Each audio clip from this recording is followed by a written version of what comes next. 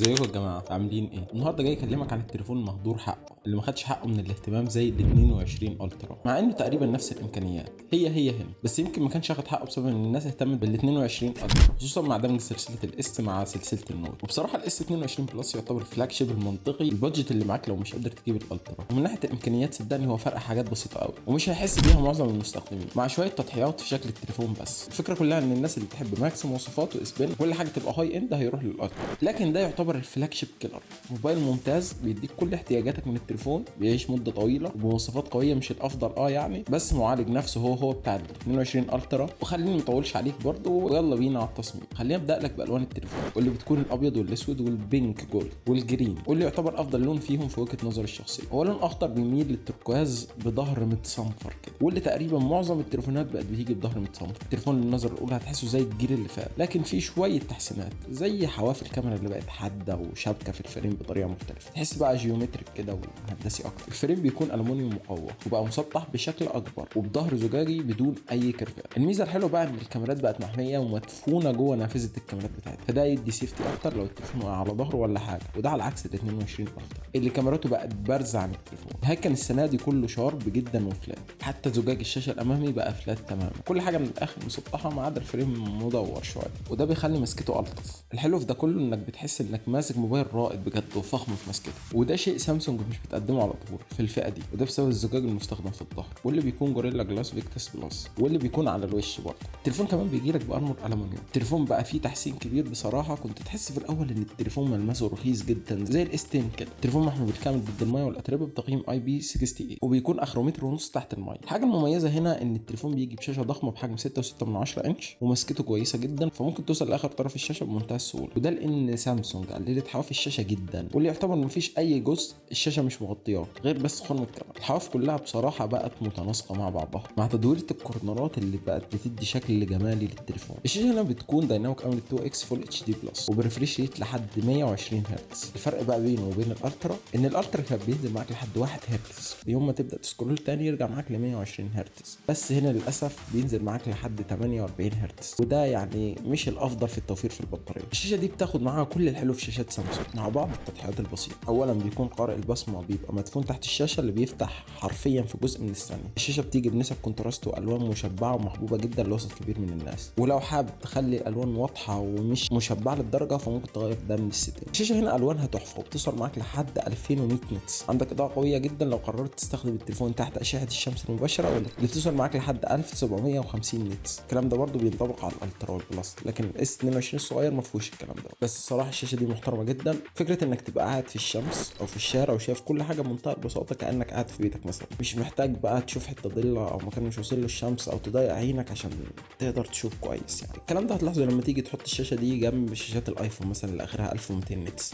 لو مثلا قررت تقارن التليفون ده بالايفون 13 العادي لانهم بنفس الفئه السعريه تقريبا حاليا، فال 13 العادي بيوصل معاك لحد 60 هرتز على عكس الاس 22 بلس اللي بيوصل معاك لحد 120 هرتز، واللي هتديك سلاسه في السكرولين. بيديك جيمز بتردد اعلى وسلاسه محترمه اللي اصلا ما ينفعش فلاج شيب يخلو منها. المشكله الوحيده بس ان هو بينزل معاك لحد 48 هرتز بس وانت بتتفرج على صوره مثلا، ده لان الشاشه بتفتقد لل تي بي او. الفكره بقى انك لو حبيت تشغل 120 هرتز باستمرار فده هيبقى زي لعنه البطاريه. انت هتبص لها من منظورين، ان هي شاشه دايناميك اموليد 2 اكس 1750 نيتس و120 هرتز لكن بدقه مش الاحسن، بتاكل معاك البطاريه لو قلبتها 120 هرتز، بس هتديك تجربه مشاهده عظيمه جدا في المحتوى العادي او في المحتوى الاتش دي، خصوصا مع وجود سماعات دولبي اتموس الاستيريو اللي بتكون في الكورنر اليمين من تحت في الجهاز، واللي بصراحه انا بفضله عن الالترا اللي كان بيبقى في الجزء الشمال، لانك غصب عنك ايدك هتيجي على السماعه وانت بتلعب فهتغطي السماعه كل شويه بايدك بالغلط. السماعه صوتها مجسم جدا وتحسه بيلف حواليك، ولما تقارنه مع الايفون 13 عادي تلاقي ان هو صوته مجسم اكتر. الايفون 13 كده هتحس ان صوته مكتوم شويه. خليني بقى اكلمك عن الاداء وتجربه الاستخدام. انت هنا بتاخد تجربه مع فلاج شيب فلازم تجيلك مواصفات قويه اكيد، والا ما يبقاش فلاج شيب. معاك سناب دراجون 8 جين 1، والنسخه اللي سناب دراجون دي بتطلع لك بيرفورمانس محترم جدا. صدقني الابلكيشن ممكن هو نفسه يلاج لكن التليفون مش بيلاج باي شكل من الاشكال، خصوصا مع 8 جيجا بايت رام. هو ده اللي كنت بكلمك عليه في الاول،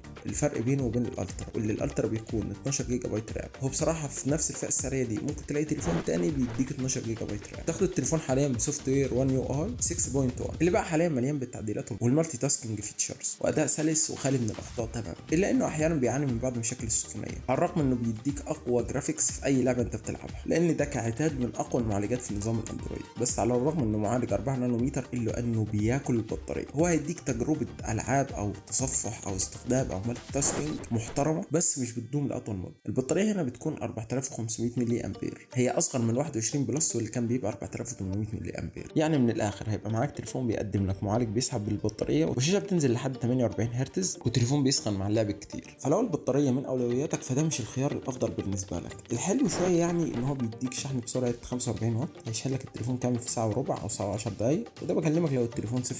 بس اكيد الشحن مش هتلاقيه في العلبه، فهتضطر تشتريه من بره، ودي حاجه ناس كتير بتفتقدها في تليفونات السامسونج. الا احيانا التليفونات بتحتاج ساعه ونص واكتر عشان البطاريه تبقى فول. الالترا والبلس بيجوا بشحن 45 واط، بالنسبه للاس 22 العادي بيكون 25 واط بس. الحاجه اللذيذه في التليفون ده واللي اتطورت بشكل ملحوظ وهي الكاميرا. في الاول كان بيبقى الاهتمام بالالترا، النسخه العاديه والبلس، والنسخه العاديه والبلس بيتحط فيها كاميرا مش الافضل وهاردوير ضعيف. لكن دلوقتي الاس 22 بلس هيديك تجربه تصوير ممتعه جدا. اولا خلينا نتكلم عن طبقه الازاز بتاعه الكاميرا، واللي بتكون سوبر كلير جلاس او جوريلا جلاس دي اكس، وده اللي بيمنع لك الجريل او الريفليكشن انها توصل للكاميرا. بالنسبه للكاميرا بقى، فالكاميرا الاساسيه هنا 50 ميجا بكسل مقارنه مع 64 ميجا بكسل في الجيل اللي فات، لكن هنا سنسور احسن من الجيل اللي فات. الكاميرا كمان بتدعم معاك الاو اي اس وهو منع اهتزاز بصري. عندك بعد كده كاميرا الالترا وايد واللي بتكون 12 ميجا بكسل، وبعدين كاميرا التيلي فوتو واللي بتديك لحد 3 اكس اوبتيكال زوم واللي بتكون 10 ميجا بكسل. بالنسبه لكاميرا السيلفي بتكون 10 ميجا بكسل مقارنه مع 40 ميجا بكسل في الالترا. الكاميرا الاساسيه هنا 50 ميجا بكسل، وتقدر تعمل انهانس ديتيلز عشان يديك ريزوليوشن عالي، بس احيانا الانهانس ده بيلسع جزء من الصوره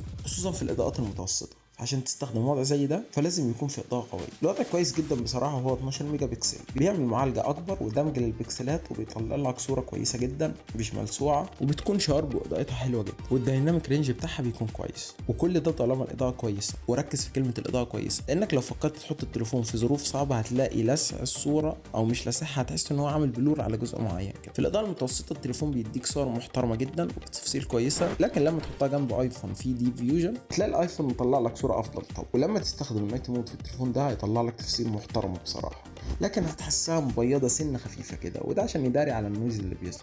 كاميرا التيلي فوتو زي ما قلت لك بتديك لحد 3 اكس اوبتيكال زوم ولحد 30 اكس ديجيتال زوم، على عكس الالترا اللي بيوصل معاك لحد 10 اكس اوبتيكال زوم و100 ديجيتال زوم. المميز في الكاميرا دي وهي تصوير بورتريه معاك لحد 3 اكس جاي من الالترا بتحديد اطراف بشكل ممتاز حرفيا، وده بسبب الاي اي ديبس، على عكس ايفون 13 اللي مش بيقدر ياخد معاك 3 اكس بورتريه في النسخه العاديه. الحاجه الجامده اللي هنا وهي تصوير فيديوهات 8K، وده زي ما بقول لك التصوير بالاس 22 بلس.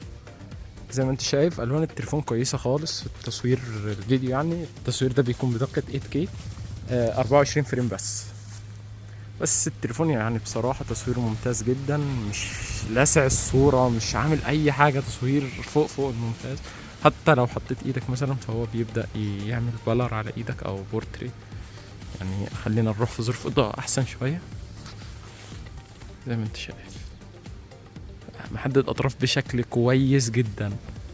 ولما نبدأ نشيل هوب، طيب لو حابين نعمل بورتري عن مكان بعيد زي ما انت شايف ممكن تبدأ تدوس على ايدي تاني فهيبدأ يرجعها لك زي ما كانت، وبيديك تفاصيل فوق المحترمة زي ما انت شايف كده. خلينا نجرب مع حاجة ارفع شوية، حاجة ارفع من ايدي. زي ما انت شايف هو عمل لها بلر او بورتري. طيب نحاول نجيب عليها وزي ما انت شايف. طب ما نقول لحاجة زي كده، نجرب ناخد صورة وهعرضها لك برضه.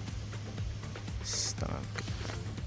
طيب عايزين نجربه على حاجة ارفع سنة زي الشعر الخفيفة دي، مش عارف هيقدر يجيبها ولا لا. احنا بنحطه في احقر انواع الاختبارات حرفيا. نجيبها من هنا كده شوية، شو هيقدر يحددها ولا لا.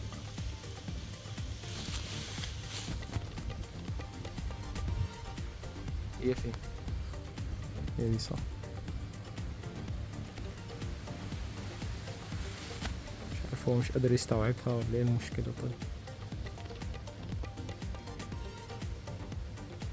لا الموضوع صعب. يعني صدقني في الالترا كان بيعمل بلر بمنتهى البساطة زي هنا كده مثلا. يعني هنا اكتشاف على طول وبلر الجزء الخلفي.